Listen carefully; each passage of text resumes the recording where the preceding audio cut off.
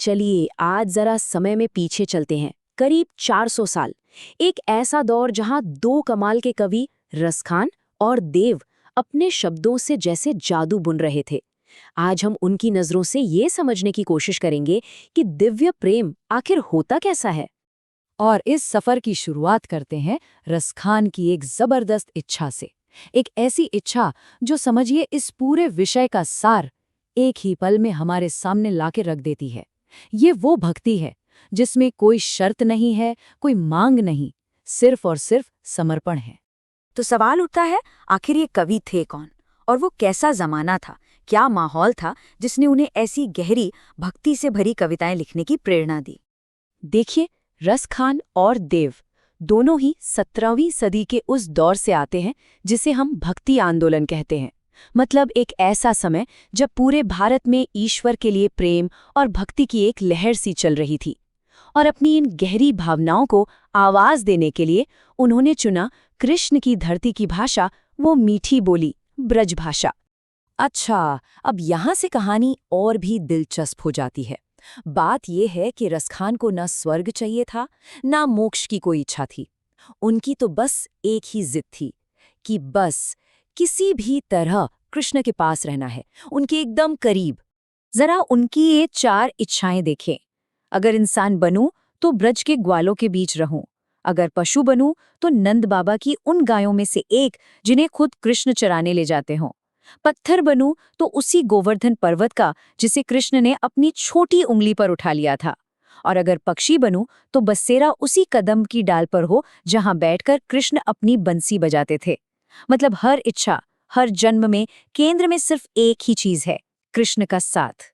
ठीक है, तो भक्ति का ये भाव तो हमें समझ आ गया, लेकिन जिसके लिए ये भक्ति थी वो कृष्ण इन कवियों के नजरों में आखिर दिखते कैसे थे? और यहीं पर हमें रसखान और देव के बीच का सबसे बड़ा फर्क साफ साफ दिखाई देता है। तो एक तरफ है रसखान, जो कृष्ण को देखते हैं एक नटखट धूल मिट्टी में खेलने वाले प्यारे से बच्चे के रूप में, एकदम अपने से जमीन से जुड़े हुए। और वहीं दूसरी तरफ है कवि देव, जिनकी कल्पना में कृष्ण एक अलौकिक दिव्य दूल्हे की तरह हैं, जिनकी चमक से सारी दुनिया ही रोशन हो रही है। रसखान के बाल कृष्ण की छवि देखिए, शरीर आंगन की धूल में सना हुआ, सिर पर एक प्यारी सी चोटी और छोटी सी पीली धोती पहने हुए। वो इतने मनमोहक हैं, इतने प्यारे हैं कि कहते हैं खुद प्रेम के देवता कामदेव भी उन पर अपनी सारी कला न्यौछावर कर दें। और सोचिए, वो कौवा कितना खुशकिस्मत होगा जो उनके हाथ से मक्खन रोटी छीन कर ले भागा। यही तो वो छोटी छोटी प्यारी बातें हैं जो ईश्वर को हमारी कितना करीब ले आती हैं। और अब बिल्कुल इसके उलट देव का नजरिया देखिए। वो कृष्ण के लिए एक शब्द इस्तेमाल करते हैं, श्री ब्रजत दूल्हा, जिसका मतलब है ब्रज के दूल्हा। यहाँ कृष्ण कोई बच्चे नहीं हैं, वो एक राजसी हस्ती हैं, एक दिव्य स्वामी जो इस दुनिया रूपी मंदिर को अपने तेज से, अपनी रोशनी से जगमगा रहे हैं। है ना बिल्कुल जमीन आसमान का फर्क? और हाँ, ये प्रेम सिर्फ दूर से देखकर खुश होने वाला नहीं था। इन कवियों ने भक्ति को हमारे अपने इंसानी रिश्तों के आईने में देखा, कभी एक माँ के लाड़ प्यार में, तो कभी गोपियों की दीवानगी में। रसखान हमें सीधे माँ यशोदा के दिल में ले जाते हैं। सोचिए वो मंजर, वो प्यार से अपने कान्हा को तेल उपटन लगा रही हैं, आंखों में काजल लगा रही हैं, नजर न लगे इसलिए काला टीका डिठोना लगा रही हैं, और फिर गले में सोने का हार पहनाकर जब अपने लाल को देखती है ना, तो बस देखती ही रह जाती हैं। ये एक माँ का अपने बच्चे के लिए वो निश्चल प्रेम है जिसे शब्दों में बयां करना मुश्किल है। और फिर आता है गोपियों का प्रेम, और ये कोई साधारण प्रेम नहीं, ये तो दीवानगी की हद तक है। जब कृष्ण की मुरली बजती है तो बस ऐसा लगता है जैसे उन सब पर कोई जादू हो गया है। वो अपना सब कुछ भूलकर बस उस एक धुन में खो जाती हैं। लेकिन कहानी में एक मोड़ आता है। मुरली के लिए ये आकर्षण बहुत जल्द एक बहुत ही इंसानी और बहुत ही पेचीदा भावना में बदल जाता है, और वो भावना है जलन, ईर्ष्या। अब सवाल ये है कि क्या कोई किसी बेजान चीज से भी जल सकता है? गोपियों से पूछे तो जवाब मिलेगा, हाँ बिल्कुल। उनके लिए तो कृष्ण की वो प्यारी मुरली ही उनकी सबसे बड़ी दुश्मन बन गई है। और वो उस बांसुरी को बाकायदा एक नाम भी दे देती हैं, सौतन। ये एक ऐसा शब्द है जो उस दूसरी औरत के लिए इस्तेमाल होता है जिससे किसी का पति प्रेम करे।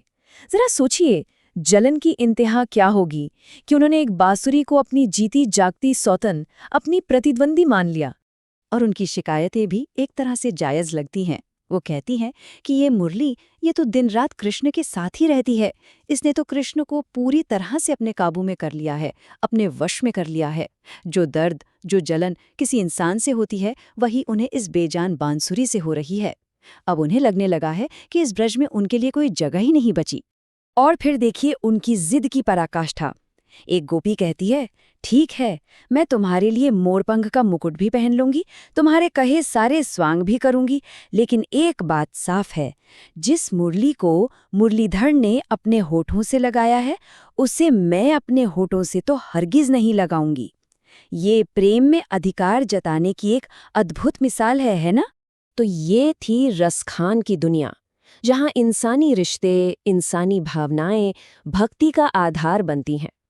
अब यहाँ से चलते हैं कवि देव के पास, जो एक बिल्कुल ही अलग कैनवास पर अपनी कल्पना के रंग भरते हैं। वो तो पूरी प्रकृति को ही ईश्वर का सेवक बना देते हैं। जरा देव की कल्पना की उड़ान तो देखिए।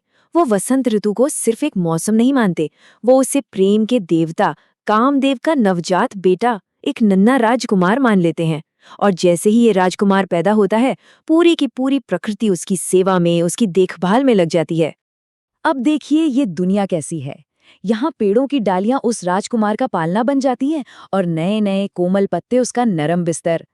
फूलों से उसका सुंदर सा झबला बनता है और हवा एक दाई की तरह आकर उसका पालना झुलाती है। तोता और मैना उससे बातें करके उसका दिल बहलाते हैं और सुबह सुबह गुलाब की कली चुटकी बजाकर उसे जगाती है। कमाल है, ये एक ऐसी दुनिया है जहाँ हर चीज में जान है और प्यार है। तो कुल मिलाकर हमने दो बिल्कुल अलग अलग दुनियाएं देखीं। एक तरफ इंसानी जज्बातों का गहरा ड्रामा है, तो दूसरी तरफ प्रकृति का एक अद्भुत मानवीकरण। लेकिन इन दोनों का मकसद एक ही है, ईश्वर के लिए एक ऐसे प्रेम को सामने लाना जो बहुत पर्सनल है, बहुत इमोशनल है और हमारी ही दुनिया से जुड़ा हुआ है। और सबसे हैरान करने वाली बात क्या है, कि ये सारी कविताएं लगभग 400 साल पुरानी हैं। 400 साल! लेकिन इनमें जो भावनाएं हैं वो आज भी उतनी ही ताज़ा, उतनी ही सच्ची लगती हैं जैसे कल ही लिखी गई हों। तो आखिर में एक सवाल ज़रूर उठता है कि आज की इस भागदौड़ भरी जिंदगी में ये 400 साल पुरानी कविताएं हमें प्रेम, भक्ति और यहाँ तक कि जलन जैसी भावना के बारे में क्या सिखा सकती हैं? हम उस समर्पण से क्या सीख सकते हैं जो एक पत्थर तक बनने को तैयार है, या उस प्रेम से जो एक बांसुरी को भी अपनी सौतन मान बैठता है? सोचिएगा ज़रूर।